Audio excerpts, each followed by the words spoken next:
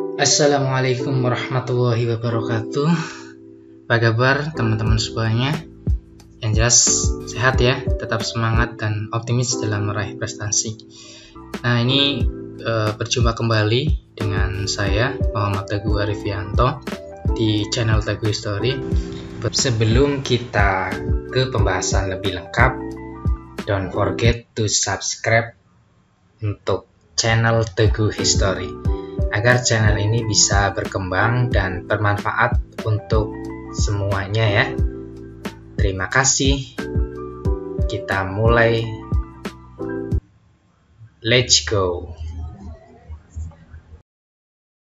Soal yang pertama, model pembahasan abad 21 yang menekankan dihasilkannya produk dan menekankan otonomi belajar sejak mulai merancang, melaksanakan dan mengevaluasi hasil belajarnya adalah A. Pembelajaran berbasis proyek, B. Pembelajaran kooperatif, C. Bermain peran dan simulasi, D. Pembelajaran diskusi online, dan yang E. Pembelajaran kontekstual. Jawaban yang tepat yang mana nih?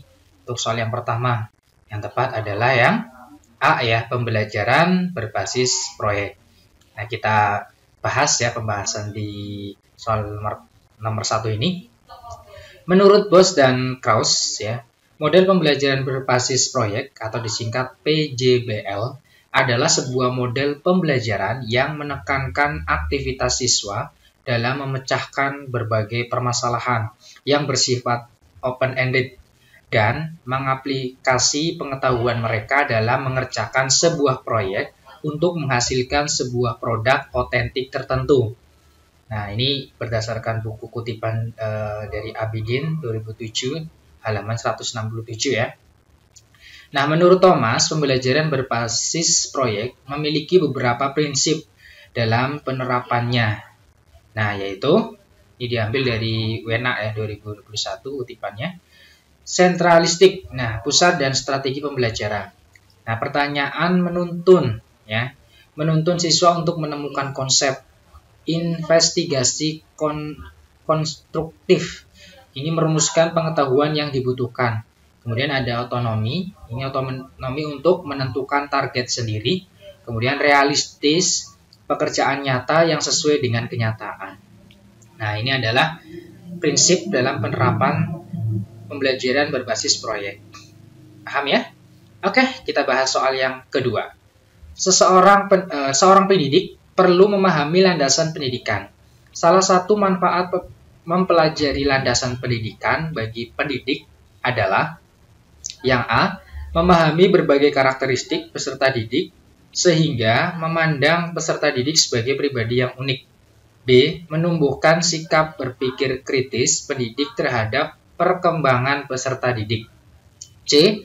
Membantu pendidik dalam menentukan metode pembelajaran yang tepat digunakan dalam situasi tertentu di kelas. D. Meningkatkan perkembangan pola pikir dan pola kerja pendidik tentang bagaimana seharusnya melaksanakan praktek pendidikan. Yang E. Memahami berbagai pasal-pasal dalam UUD atau Undang-Undang Dasar dan peraturan yang berlaku di Indonesia terkait dengan pendidikan. Nah, di sini jawabannya adalah yang D ya, meningkatkan perkembangan pola pikir dan pola kerja pendidik tentang bagaimana seharusnya melaksanakan praktek pendidikan. Nah, ini ya pembahasannya. Manfaat pemahaman landasan pendidikan. Yang pertama itu pengembangan wawasan kependidikan, yaitu berkenaan dengan berbagai asumsi yang bersifat umum tentang pendidikan yang harus dipilih dan diadopsi oleh tenaga kependidikan sehingga menjadi cara pandang dan berpikir atau bersikap dalam rangka melaksanakan tugasnya. Yang kedua, meningkatkan perkembangan pola pikir dan pola kerja pendidik tentang bagaimana seharusnya melaksanakan praktek pendidikan. Kita bahas berikutnya ya, soal yang ketiga. Rendahnya partisipasi peserta didik di kelas mendorong seorang guru menyediakan Google Drive agar karya peserta didik dapat tersimpan dengan baik, sehingga memudahkan teman lainnya dalam memberikan sumbang saran terkait karya temannya. Hal ini merupakan mengintegrasikan teknologi pada domain Nah, pilihannya yang A, penilaian terhadap peserta didik, B, pemahaman terhadap peserta didik, C, strategi pembelajaran, D, pemahaman materi pembelajaran, yang E, pengelolaan pembelajaran. Jawaban yang tepat adalah yang C, strategi pembelajaran. Nah, kita bahas ya. Contoh pemanfaatan teknologi untuk penilaian. Nah, untuk mengukur pencapaian kompetensi guru menggunakan Google Formulir agar bisa untuk melihat perolehan skor secara cepat dan mendapatkan data indikator kompetensi apa yang belum tercapai. Nah, contoh pemanfaatan teknologi untuk pemahaman peserta didik. Untuk mengatasi kebosanan peserta didik saat pembelajaran, guru memanfaatkan game edukatif agar peserta didik tertarik dengan pembelajaran. Nah, contoh pemanfaatan teknologi untuk pemahaman materi pembelajaran.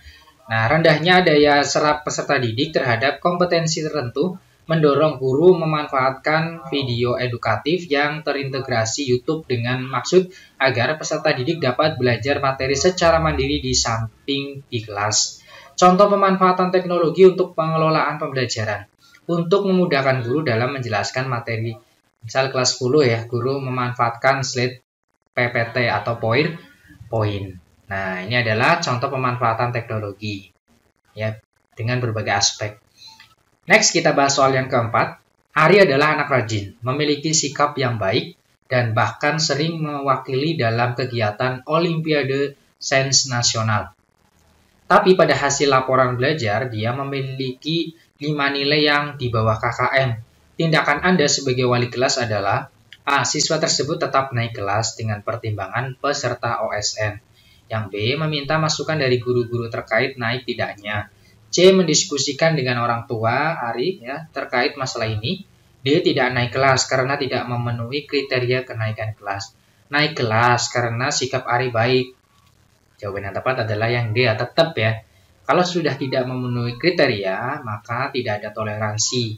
Siapapun ya yang pernah mengikuti lomba atau apapun itu di sini tidak ada toleransi. Kenapa sih? Nah, kita bahas.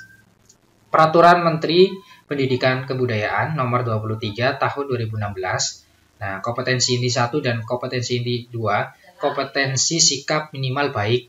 Kompetensi inti 3 dan kompetensi inti 4 ya, kompetensi pengetahuan dan keterampilan tuntas. Nah, batas ketidaktuntasan KI 3 dan KI 4 ini adalah maksimal 3 mata pelajaran. Maksimalnya adalah 3 mata pelajaran. Kita lanjut soal yang kelima, masih pedagogik ya. Dalam suatu pembelajaran diperoleh data banyak siswa yang tidak aktif. Maka Anda sebagai guru harus mengubah pendekatan pembelajaran yang tepat ya.